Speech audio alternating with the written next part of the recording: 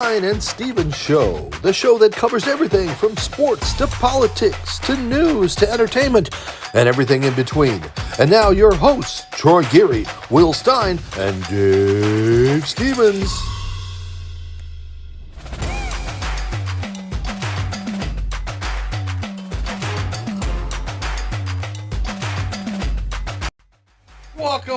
Welcome, everybody. Hello, I am, of course, Dave Stevens, coming to you from the home office here in Bristol, Connecticut, and I am so excited for tonight's show. I've tried to dress the part. I hope you can tell that we are going to have some fun tonight, and the reason that we're going to have some fun is because our guest tonight is an amazing, accomplished person, but let me tell you, let's see. Sunday, Monday, happy days. Tuesday, Wednesday, happy days. Thursday, Friday, does that song, Troy, does that song ring a bell to you? Oh, yeah, I think that's a pretty famous song. Yeah. All right. Well, let me bring in our guest tonight. It is, of course, amazing to have actor, producer, extraordinary, everything, talented singer. I mean, we're going to talk about so many things tonight. Don Most joining us tonight from California. It looks like you've got the lights on in the background. Don, thanks for joining us tonight. Yeah, fun little. This was a photograph I took many years ago from the Plaza Hotel, some penthouse suite overlooking Central Park. And I liked it so much that I blew it up really huge.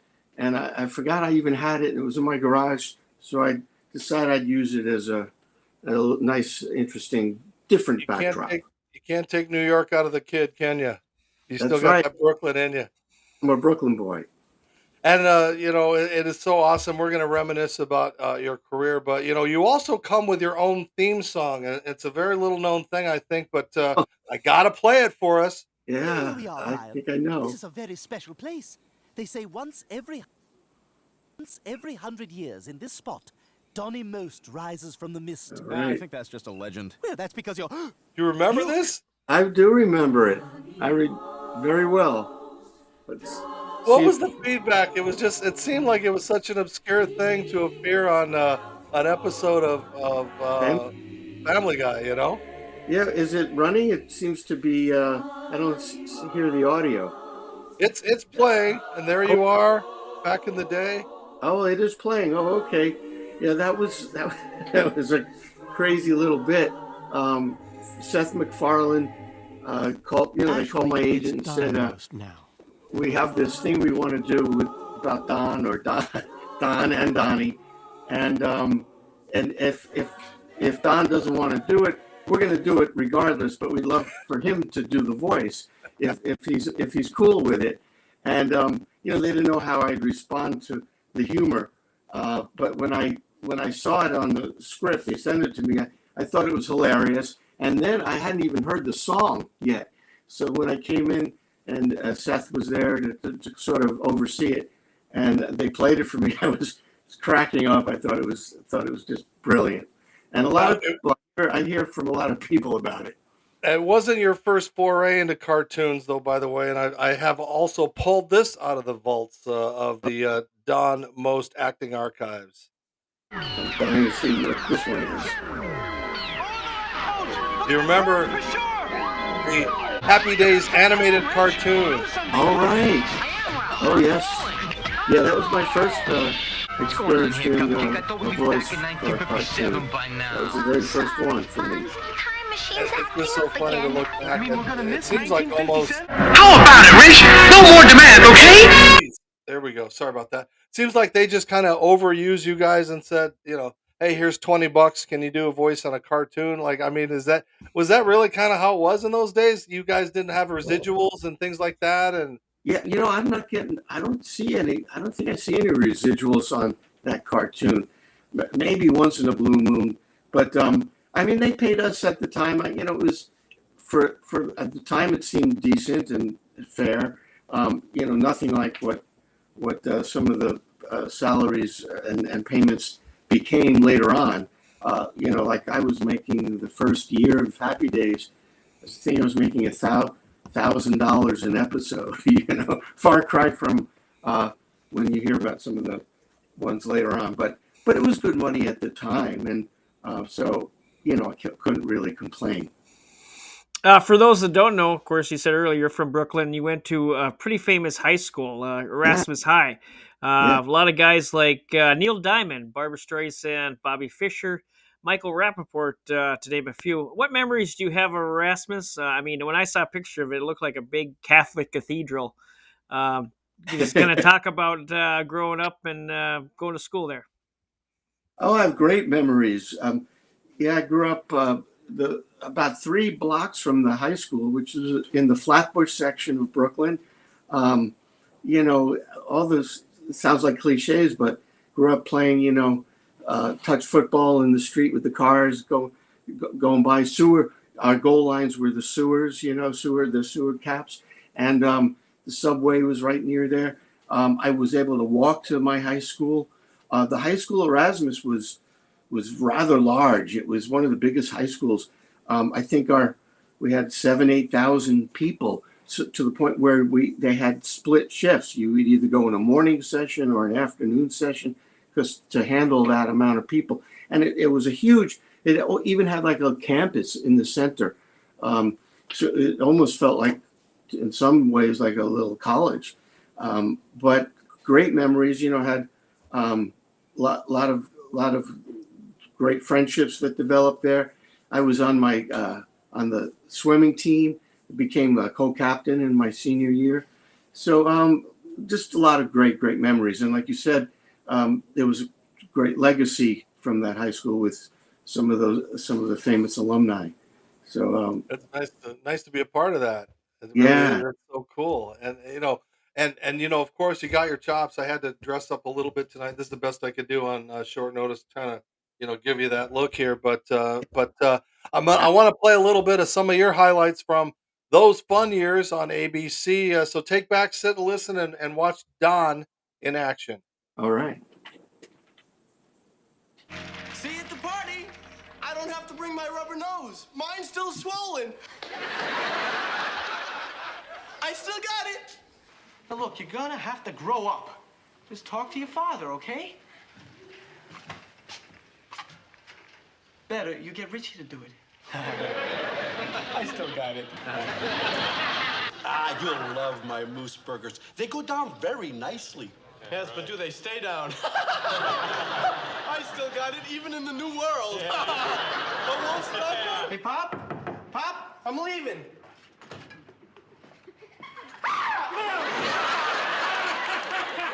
You did it again, Ralph. I still got it, Pop. Hey, let's go home and scare your mother.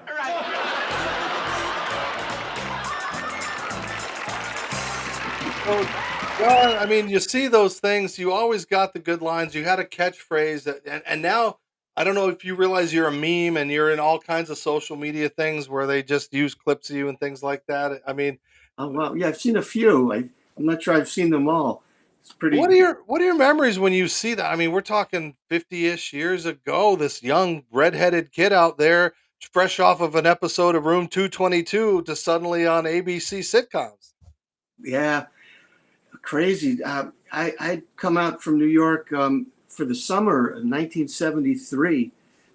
Originally, it was after my junior year in college, and I'd been pursuing acting and singing since I was about 13 in New York, and I was starting to do pretty well with a lot of TV commercials, but I wanted to come out to LA because that's where most of the film and TV was being shot at that time. Very little New York, some films once in a while, but no real television production except for soap operas. So I went out there thinking it'll be a good time to make some contacts so that after I graduated, I'd come back out and be able to hit the ground running, so to speak. So I went out just for the summer, and I wound up. I was able to get an agent pretty quickly from some of the work I'd been doing in New York, and you mentioned I went out for a Room 222, and I landed. That was my first role out there, and then I also got a role in a show called Emergency, and I was supposed to go back to college after that, and my agent said, you've got some momentum going. Maybe you should take 6 months off of school and let's keep it going. And I made that instant decision. Yes, that's what I'm going to do. And I got another part in something, but then it was nothing. It got slow for me, and I thought, oh, I made a big mistake. But then it was sometime in November, late October.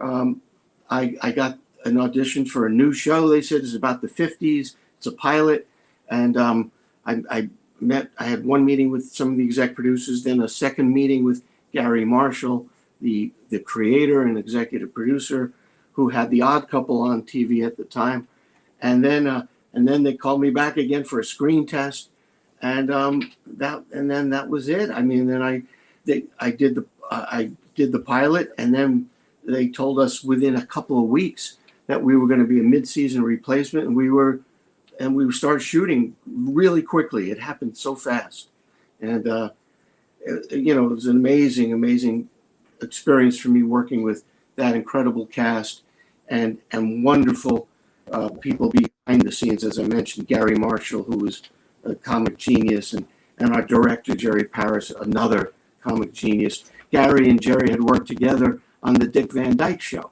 where Jerry had directed that, and Gary was one of the main writers. So we had, and then some other great producers that came on board.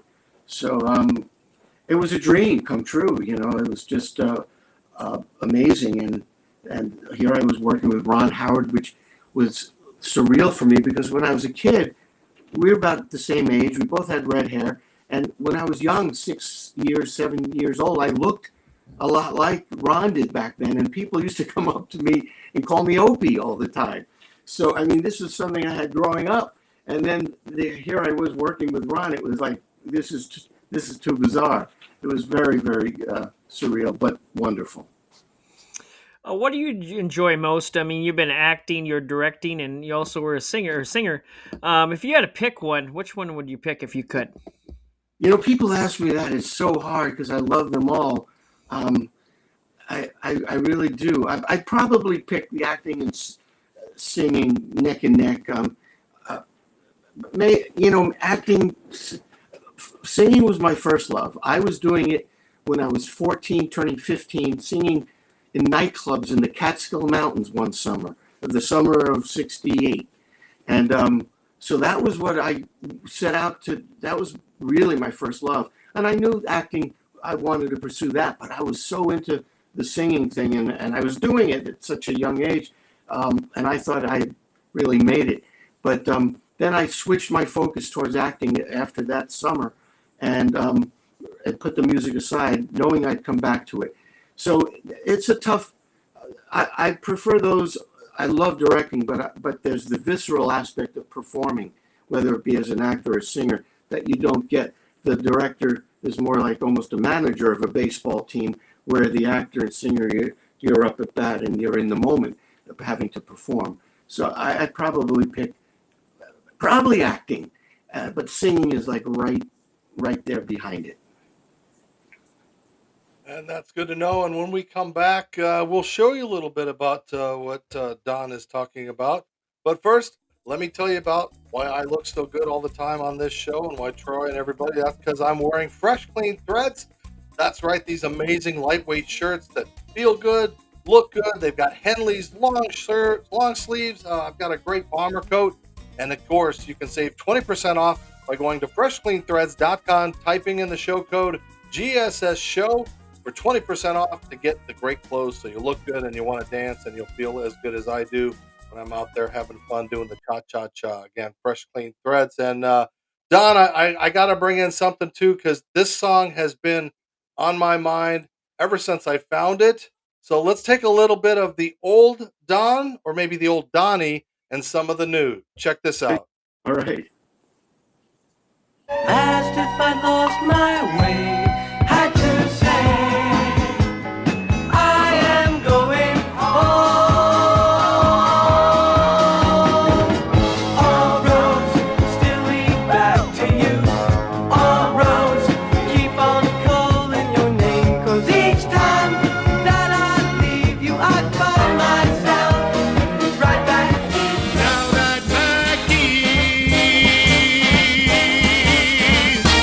Back in time.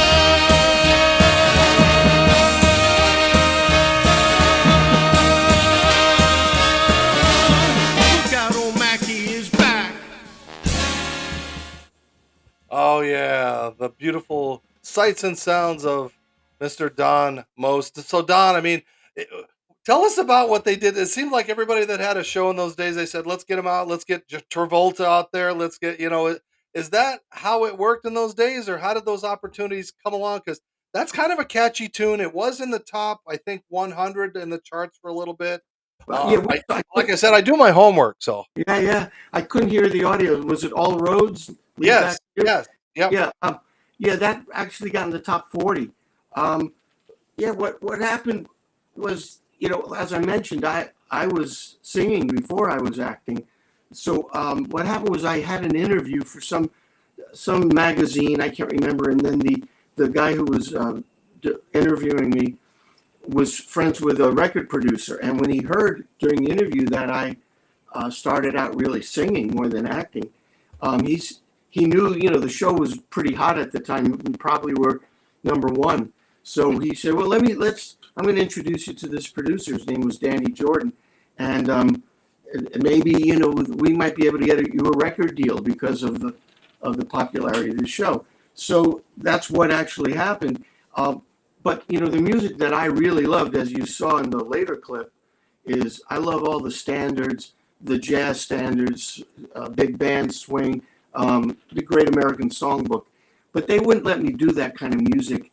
I was in my 20s. It was late 70s, and that kind of music was at that time not in favor like it is today. It was looked on as your parents' or grandparents' music, and so they wanted me to do more rock and pop and rock stuff.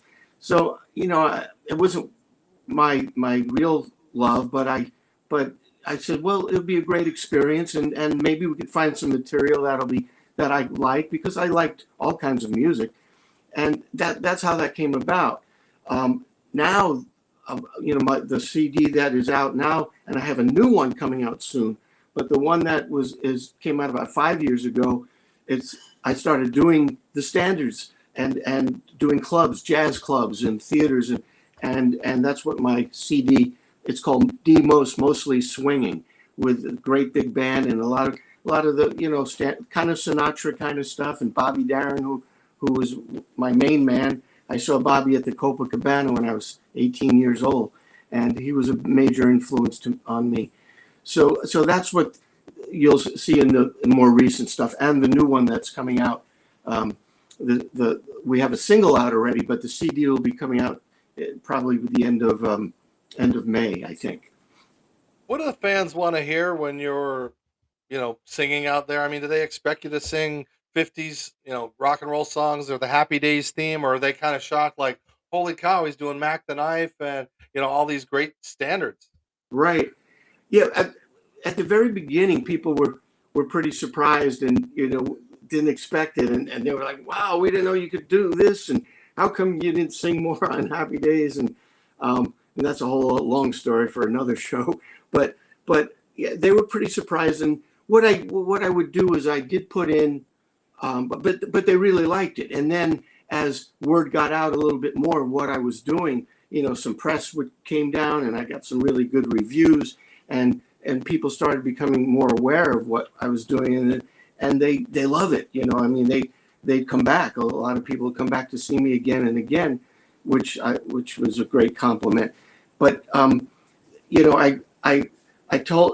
decided that in a lot of my shows I would put in this one area where I would address the music of the 50s, and I would do a really fun rock and roll medley, a 50s rock and roll medley, the way I would want to do it. If I got to sing more on Happy Days, something that I would have done. And it's like, a whole lot of shaking and Johnny Be Good type of stuff, roll over Beethoven, and just have a great time with that. So at least I address that. We get to tell some stories about the show in the 50s, and so it's not like the elephant in the room, like everybody waiting to hear about that. Well, before Troy jumps in, I got to ask one more follow-up question on that. I mean, did you learn to play the drums, or when you guys had the band? I mean, was there any musical other than Anson, or how did that work? Yeah, well, I mainly on the show, they had me on the piano for the most part. That's right. Yeah. some of the early shows they had me on saxophone too, but it was mainly piano. And I played a little piano growing up. I took lessons so I could play a little bit, enough to fake it pretty good. But I wasn't really playing, and and Ron wasn't really playing the saxophone, and the drummer, the bag that we had as a drummer at one point. So, but we had a lot of fun, trying to make it look like we were really playing. Each week we ask our viewers to submit a question, and we have one from, let's see here. It's going to pop up on the screen here. Dave, you got it up?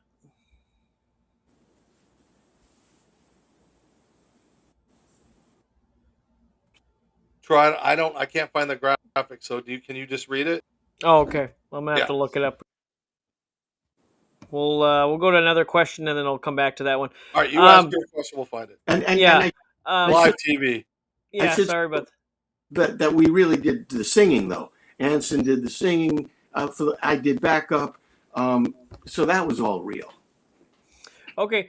Since you're from New York, are you true blue Dodgers fan now? Since you're been in LA for a while, or you still have the Yankee pinstripes flowing through your veins? Well, I was a huge Yankee fan growing up, a major fan. So it took a while, but probably after I'd been out here about 20, I started going to some games because I loved being a baseball fan. So I'd go to Dodger Stadium a lot, but I wasn't a fan of the Dodgers. Then it was, about 20 years later, Joe Torre became the manager one year, and so then I started getting into them, and then I kind of switched over and became a Dodger fan. But I'll always have some Yankee spirit and Yankee blood or something in me, And Don, you guys, you had quite a softball team back in the day. I mean, you guys had all kinds of battles and things that you guys were legendary for playing in. That Happy Days softball team traveled around the country, played in big league stadiums. I mean, what are some of your memories of that? Oh, that was what a dream, and talk about fantasy camp, getting to play in all those major league parks, and before the regular game, our game would take place.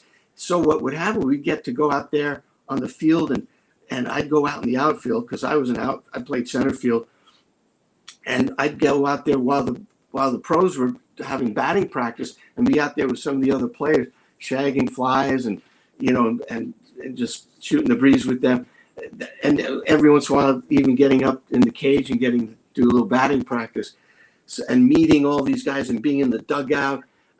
It was insane. It was like, we loved it so much, and I was really into baseball, so I was a good ball player. I hit not out over the fence because it was softball, but I hit home runs in a lot of those parks. What you'd call an inside the park homer.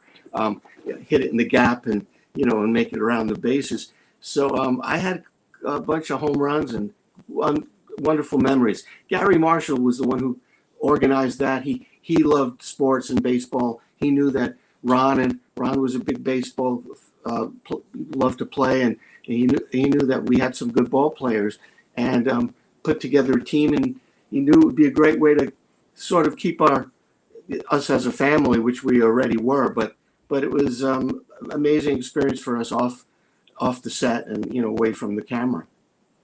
And we talk a little bit about your time on that show. You were there for, I think it was 7 seasons, and yes. And I know at a certain point you're doing a character.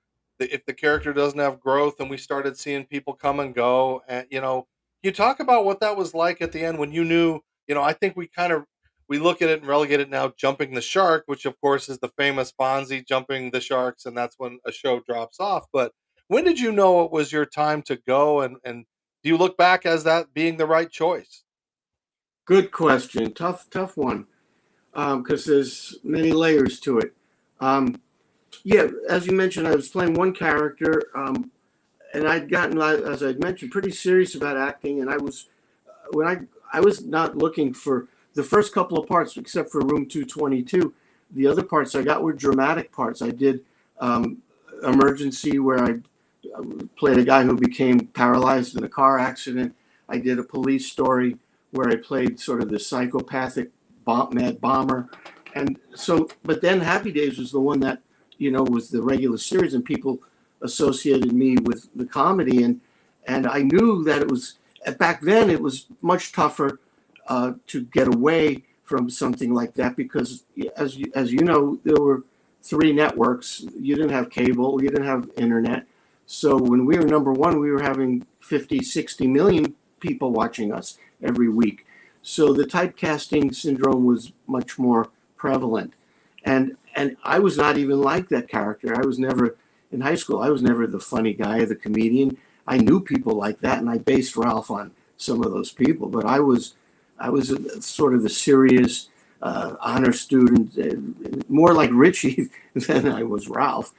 And yet here I am now being associated kind of with that character. And I knew there was so much more I wanted to do as an actor. And then I felt the show, I did feel the show after the 5th season, in the 6th season, I was really feeling it like we had reached a point where it wasn't growing anymore and it was starting to get a little, I don't know, just repetitious and sometimes a little over the top silly. And I was starting to feel like I needed, maybe it's time to move on. But by the 6th season, but I stayed for the 6th season. And then when the contract was up after the 7th season, both Ron Howard and myself, it wasn't just me that made that decision. Ron left at the same time because our contracts were now up. And Ron obviously wanted, he wanted, as long as I knew him, he wanted to direct, and I actually even worked with him on a project. He asked me to develop it with him and to star in it, so to make an experimental film, to show a calling card for him, to show that he could direct. And we did this sometime in that 4th or 5th season, I think 6th season, I can't remember. And then he wound up getting to direct, before we even finished, he was able to get his first directing assignment. Was that the Gumball Rally? Was that the one? It was, it was for Roger Corman. It was either Grand Theft Auto or there was another. He did two with Roger, so I can't remember which one it was, but that was his first directing assignment.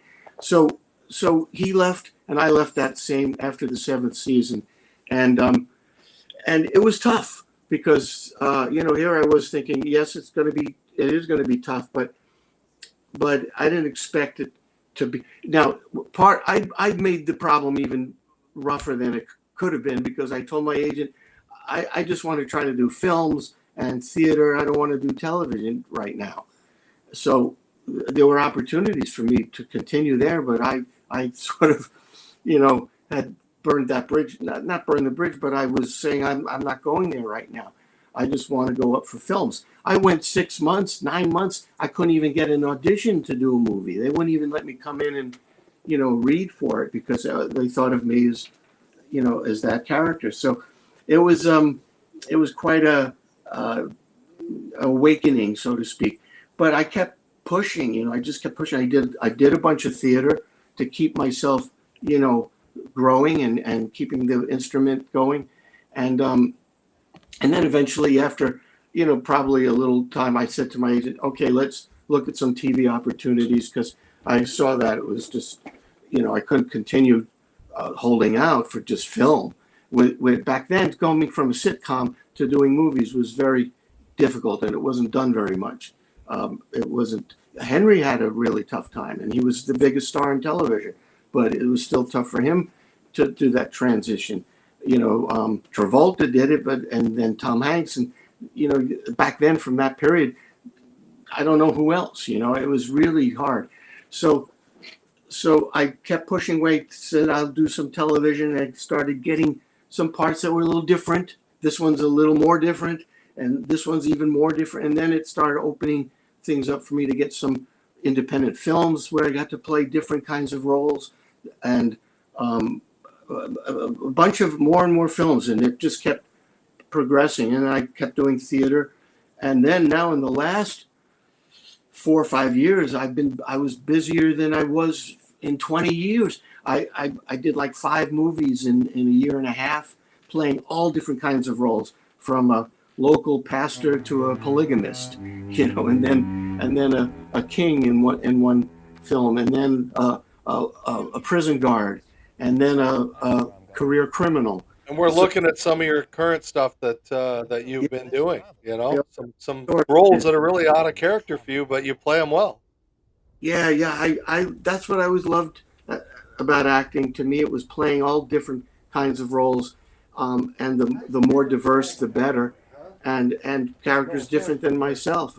So it was really great these last, like I said, these last 3, 4, 5 years. I've been busier than I had been in a long time, and there's more coming, because I'm talking to a whole bunch of producers about some film projects they want me to do that are upcoming. So, and I have some of my own projects that I want to do. I directed 3 independent films during this period of that we were talking about, after Happy Days. One was a drama, one was a comedy, one was a family film, and I'm attached to several film projects right now to direct, and hopefully they're going to move forward. And as I mentioned, some really nice acting roles are interesting roles are coming up as well. Well, I found that fan question, Don. This comes from Tom Tinter from Sarasota, Florida. Bear with me, it's a little long, so I'll kind of try to condense it. He said he's guessing that you're both the same age. He said back when he was younger, you'd rarely see, or now these days, you'd rarely see kids on the baseball field playing on their own, no parents, just kids. He said his first hero was Mickey Mantle, and he tried to emulate his swing. He said, did you play a lot of Sandlot ball growing up, and did you pretend you were a ball player that you thought were special? He also said in the pre-ESPN days, they were lucky that you would get one game a week on TV. Most times you listen to games on the transistor radio. And he wants to know, do you remember those times? Oh, I do indeed. And my huge hero also was Mickey Mantle, coincidentally. I loved the Mick. My room looked like I had Mickey Mantle wallpaper. I mean, I had every inch of it covered with a photo of Mickey. And so, yeah, I played a lot of Sandlot ball. There was a place called the Parade Grounds. That was about 4 or 5 blocks from the apartment building I grew up in. And they had it was big area. So I don't know how many baseball diamonds they had, at least 6 or 8, maybe more. And so I used to play there a lot. And then I would emulate being Mickey. That's why I had to play center field for the Happy Days team. I had to play center. So yeah, and I would probably try to copy his swing on occasion as well. So yeah, we shared that. And I remember listening to games on the transistor radio. The WPIX played a lot of the home games on television. So we did I'd get to see more than one game a week, but then there were times when I'd be listening on the radio, because their home games might have been blacked out, and we'd see their away games if my memory serves me. Well, speaking if your memory serves you, Don, just like Liddy when I embarrassed her with a highlight from the Battle of the Network Stars, you talked about the competitiveness of that Happy Days softball team, and I went and found some archives. I've got 2 different angles, and I wonder if you remember this play in Milwaukee. You were playing for the Happy Days team, and again, this is Al and Marion and Tom and all the people prior to the game. But of course, the game takes place. There's Henry, there's Ron, everybody out there out in the field. But of course, this was a big game, and this is a big hit by Don Most. It looks like it's to the wall. They're sending you. It looks like, I think they're going to hold you up. Nope. I think they're going to send you. Nope. And you're tagged out by Bob Euchre at home plate. Yeah, not more than tagged out. I had like a collision. I came in pretty hard. And there's Henry talking you down. You seem like because we could hear the audio of you, like, he stopped me, then he sent me, then he held me up, then he sent me again. I mean, it seemed like it was kind of real. You were upset. I was very upset, and you saw I was even wearing number 7 for the Mick. Yeah, what happened was I hit it I hit it, in the gap, and I remember it. But then it went and it hit the left field. Went into foul territory. It was fair, but then it went past the guy, hit off the wall. I think it bounced back. So initially they were waving me in, but then the ball came back to the guy, and it was like, uh-oh, and then he held me up. So I almost came to a complete stop, and then the guy fumbled the ball. So then he sent me, but I was like going, I don't think I should be going.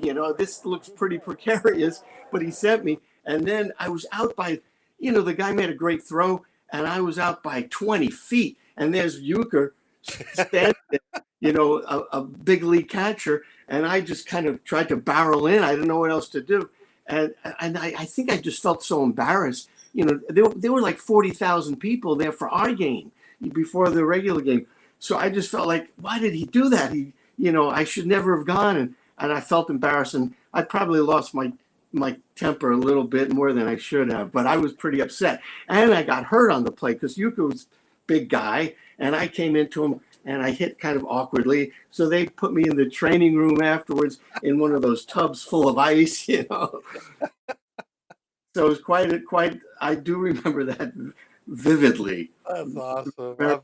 I'm so glad I could share that with you. It's so neat. Now, how I know you guys were close then, but do you still talk to a lot of the cast? I know you and Anson talk a little bit, but like, why haven't we seen a reboot where you guys are grandparents trying to fix the troubles of these high school kids or something? Has there been any talk about doing something like that? Well, it's funny. Anson and I would talk. Anson and I are super close. We're like best friends. I mean, I talk to him all the time, and we see each other all the time.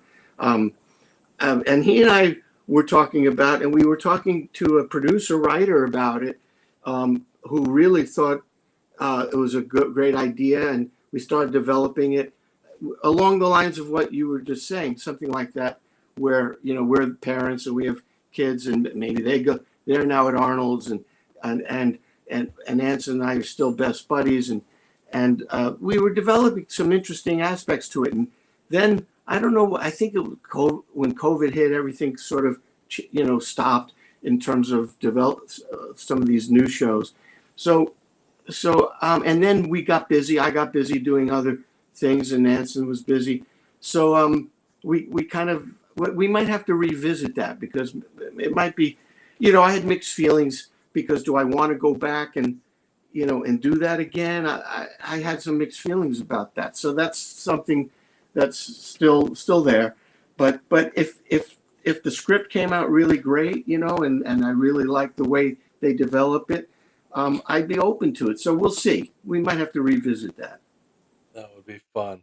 Well, it's been wonderful spending a little time with you. I thank you so much for joining us and kind of going down memory lane. It's been just tremendous to kind of pick your brain and get some insight. Your tremendous career. I hope it keeps on going and keeps on blooming. Do you have anything you want to say to the fans that that they want to hear that catchphrase, or they want to see Ralph Malph? I mean, what do you tell them? Well, I will from time to time say I still got it. I mean, but they could look for my the new CD there's a single out right now. It's called "Smoke from a Distant Fire," and it's it's out there on Spotify and iTunes and all those places. And then we're going to be releasing another single and the CD, like I said, probably around June. And I think there's a song called "New York High," and I think that's going to be the single and the name of the CD. We're pretty sure. So people could look out for the single that's out now, and the CD coming out by June, I would say. And what's the website, or do we just get it? I don't even know where we buy records anymore. Yeah, I don't. Well, iTunes, you could still get them, and Amazon, but it's also going to be on Spotify and any of the other usual suspects of. I don't know them all either. But and are you going back on the road? Your band? What do you got going with that? Well, I was just in San Francisco doing a show up at Feinstein's up there. I think I have a show that's lined up down in the Dallas area, but that's more of a private event. So we're lining some things up, but I took a little time off because I was developing some of these movie projects, so I had to take a little time off. But I'll get it back up in gear soon. Well, that's great. Don, thank you for joining us. Thanks to all of our fans and everybody out there. Continue to follow us on social media, all platforms. I'm Dave Stevens for Troy and Don Thank you, Most. Don. It's Thanks, been another great episode of Geary, Stein and Stevens. Have a great night. We love you all. Thank you for your support. Keep Thank you, following Dave. us. Peace Thank you, out, Dave. everybody. Thank you.